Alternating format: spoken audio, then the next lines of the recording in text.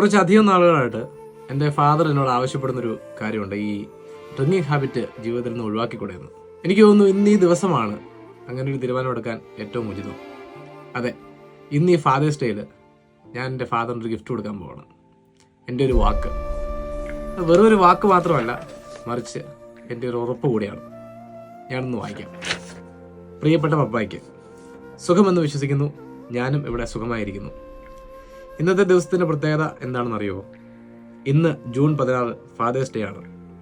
So ആദ്യം തന്നെ സ്നേഹപൂർവ്വം ഫാദേഴ്സ് ഡേ വിഷസ് നേരുന്നു.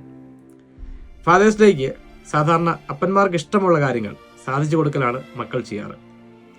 അതുകൊണ്ട് തന്നെ ഇന്ന് പപ്പ എന്നോട് ഏറ്റവും കൂടുതൽ പ്രാവശ്യം നിർത്തണമെന്ന് ആവശ്യപ്പെട്ടൊരു ദുശീലം ഞാനിവിടെ അവസാനിപ്പിക്കുകയാണ്. എന്താണെന്ന് ഞാൻ പറയാതെ തന്നെ പപ്പായ്ക്ക് മനസ്സിലായി കാണും. യെസ്, എൻ്റെ ഡ്രിങ്കിങ് ഹാബിറ്റ്സ് ഞാനിവിടെ അവസാനിപ്പിക്കുകയാണ്. ഈ തീരുമാനത്തിലേക്ക് ഞാൻ നടന്നെത്താൻ ഒരേ ഒരു കാരണക്കാരനെ ഈ ലോകത്തുള്ളൂ, അത് പപ്പായാണ്. So thank you so much for all the love and support. I love you. This is RJ Godwin, the Migrator Malu. High five to all souls.